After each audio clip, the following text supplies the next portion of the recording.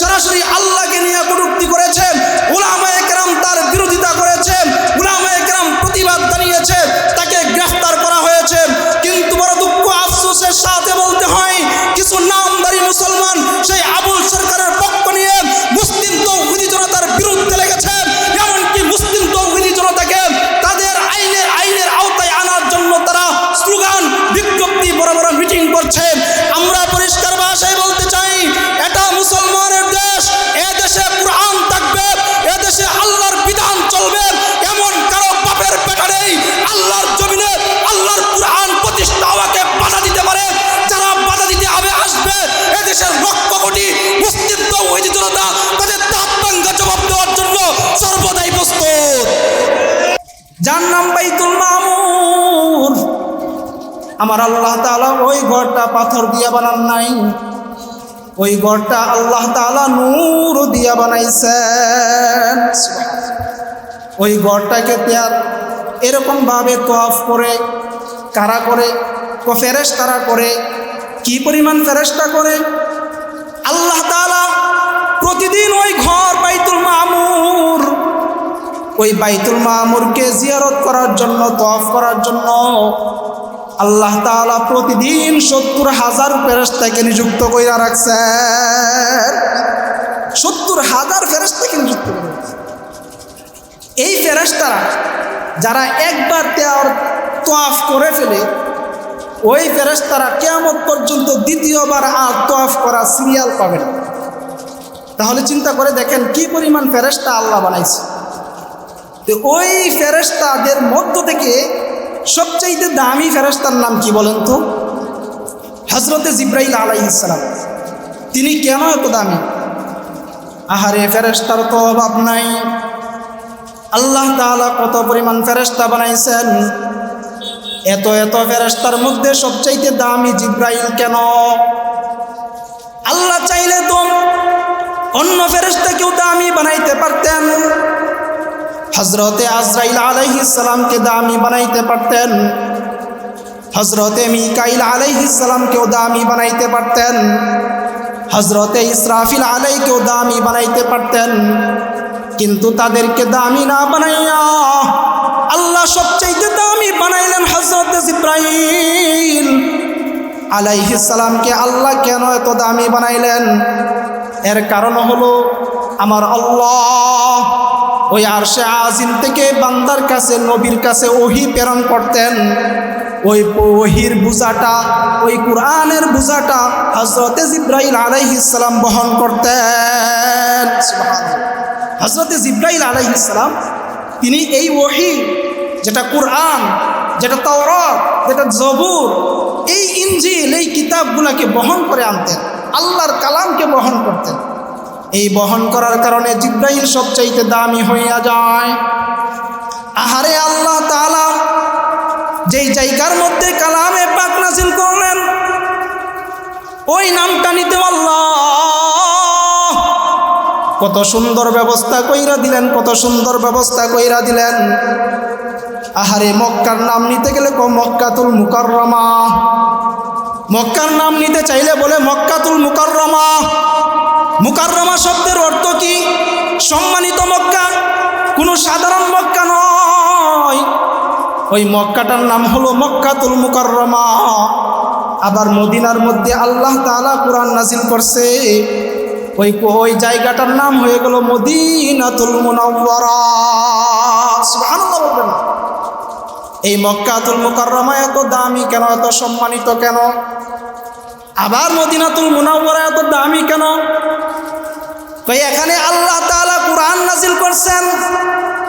এই জায়গার সাথে কুরআনের সম্পর্ক হওয়ার কারণে, এই জায়গার সাথে কুরআনের সংস্পর্শ হওয়ার কারণে আল্লাহ তাআলা এই মক্কাতুল মুকাররমা, মদিনাতুল মুনাওয়ারাকে দামি বানায়া দিয়েছেন। আবার আল্লাহ তাআলা এই কুরআনুল কারীমে একটা মাসে নাজিল করছেন, যেই মাসের নাম হলো রমাজানুল মুবারক, বরকতময় রমজান, রমাজানুল মুবারক। এই রমাজানুল মুবারক 12 মাসের সর্দার।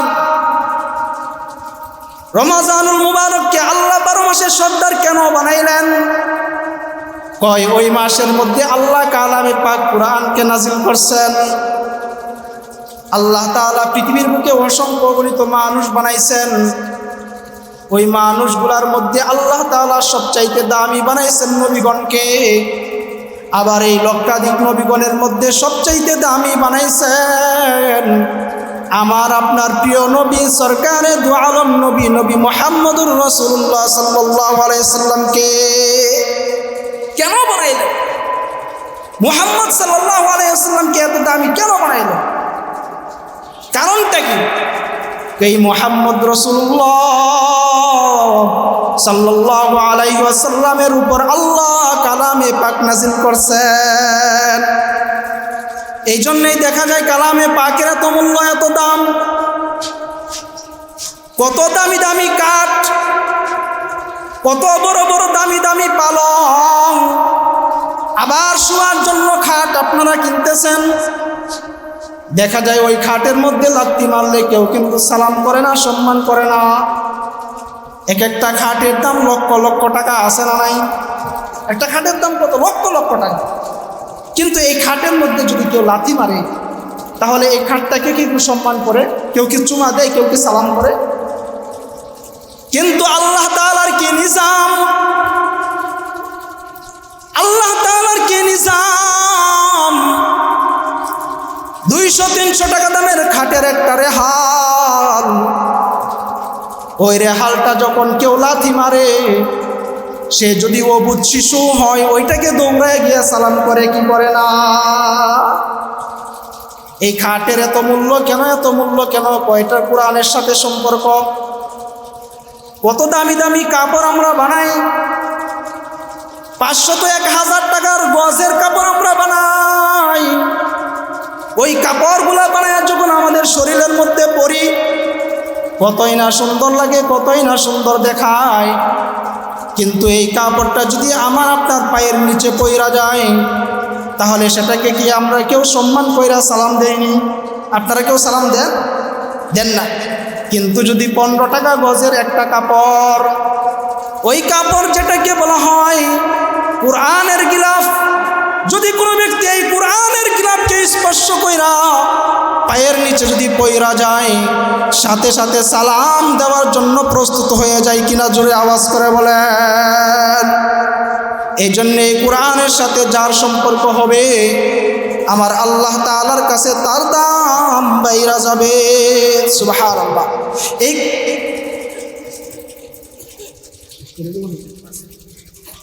এই কোরআনের সাথে যার সম্পর্ক হবে তার দামেই বাইরা যাবে। যদি এই কোরআনের সাথে কেউ সম্পর্ক রাখে তাহলে সে যদি কোরআনকে পড়তেও না পারে, শুধুমাত্র এই কোরআনের উপর দিয়ে হাত বুলায়, তাহলে তারও মর্যাদা আল্লাহ তাআলার কাছে বাইরা যায়। একটা ঘটনা আপনাদের সামনে বলি। আজ থেকে 100 বছর পূর্বে যখন বাংলাদেশ, ভারত, পাকিস্তান একটা ভারত মহাদেশ, উপমহাদেশ ছিল, তখনকার একটা ঘটনা। একটা এলাকার মধ্যে সবাই মূর্খ মানুষ, কিন্তু সবাই মুসলমান।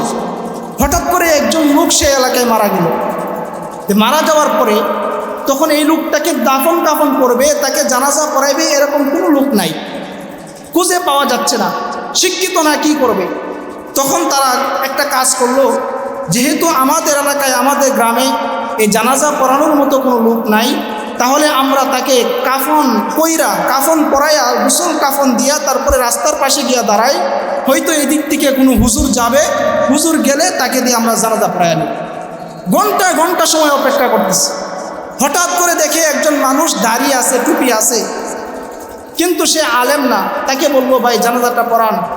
তখন সে বলল, আমি কিন্তু আলেম না, তবে হ্যাঁ আমি জানাজা পড়ানোর মতো যোগ্যতা, জানাজা পড়াইতে যেই কথাগুলো লাগে, যেই আমলগুলো করতে হয় সেগুলো আমি জানি।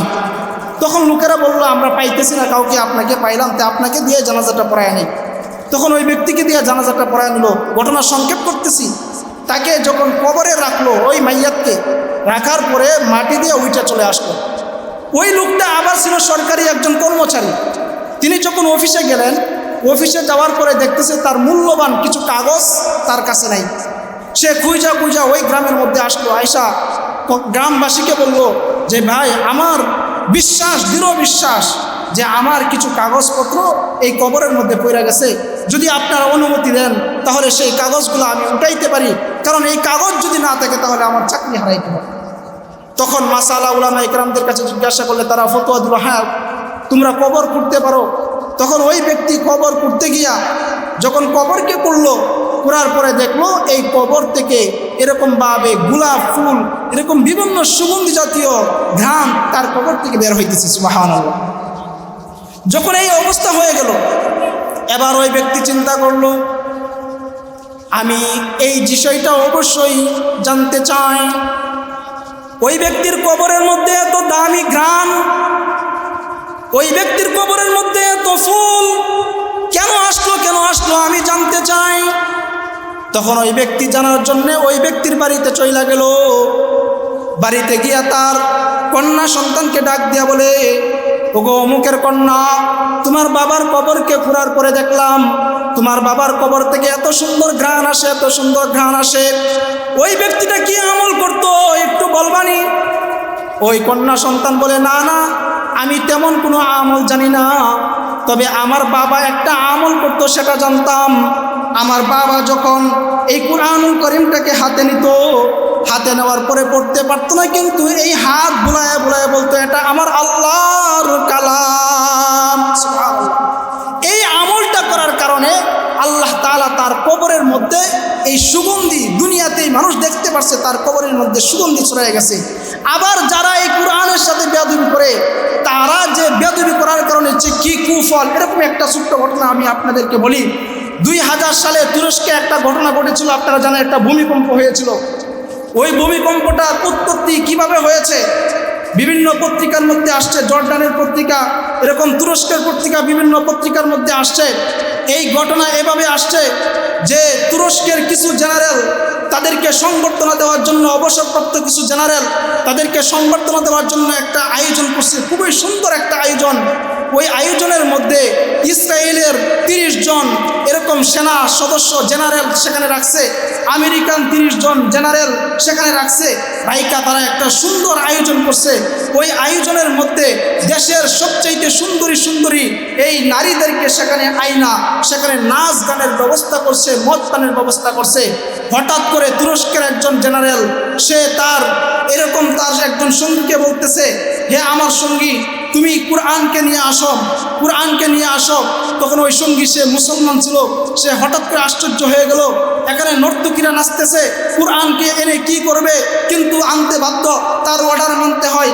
আনার পরে ওই ব্যক্তিটা কুরআনুল কারীমের এই 9 নম্বর সূরা হিজরের 9 নম্বর আয়াত, ইন্না নাহনু নাযালনা যিকরা ওয়া ইন্না লাহু লাহাফিজুন, এই আয়াতকে বের করতে বলল।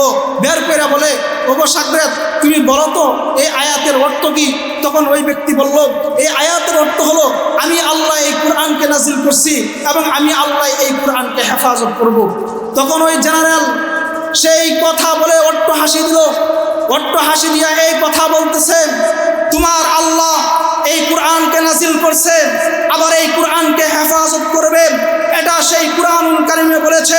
কিন্তু আজ তোমাদের সামনে আমি সেই কুরআনের পাতাকে চিরে চিরে টুকরো টুকরো করে ফেলবো।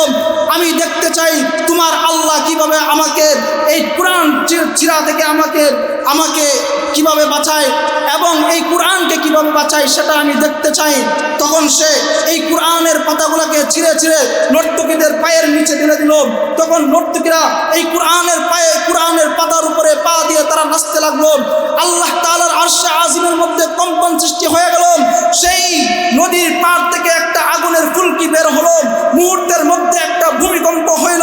পরিস্থিতি এমন হলো, আল্লাহ তাআলা তৎক্ষণাৎ তার কুরআনের সাথে অবমাননা করার কারণে, কুরআনের সাথে বেঈমানি করার কারণে একজন নয়, দুইজন নয়, 50,000 তুরস্ক মানুষকে জীবন দিতে হয়েছিল।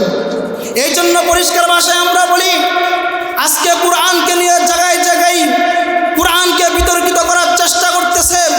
আপনারা খেয়াল করেছেন, গত 2-3 দিন পূর্বেও বাউল একজন সরকার, আবুল সরকার, সে সরাসরি আল্লাহর বিধান কুরআনকে কটূক্তি করেছে, সরাসরি আল্লাহকে নিয়ে কটূক্তি করেছে। উলামায়ে কেরাম তার বিরোধিতা করেছে, উলামায়ে কেরাম প্রতিবাদ জানিয়েছে, তাকে গ্রেফতার করা হয়েছে। কিন্তু বড় দুঃখ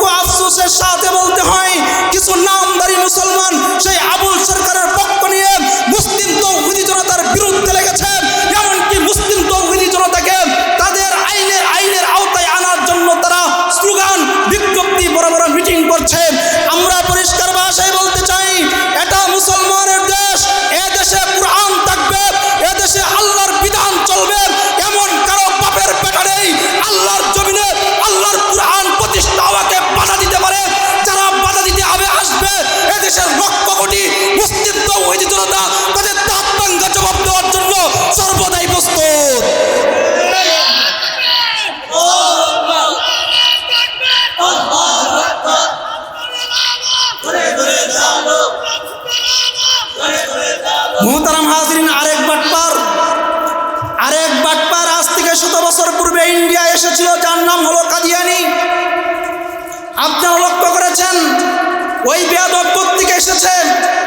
আজ থেকে 100 বছর পূর্বে ইংরেজরা যখন বাংলাদেশ ছেড়ে পালিয়ে এই উপমহাদেশ থেকে পালিয়ে যাবে, তখন ওই বেয়াদব গুলাম একজন এমন লোক তৈরি করে গিয়েছিল, তারা বলে গিয়েছিল আমরা ইংরেজরা উপমহাদেশ থেকে বিতাড়িত হচ্ছি, কিন্তু এমন কিছু বীজ আমরা এই উপমহাদেশে বপন করে যাচ্ছি, এই বীজগুলাই মুসলমান নামধারী হয়ে মুসলমানদের চূড়ান্ত দুশমন হবে।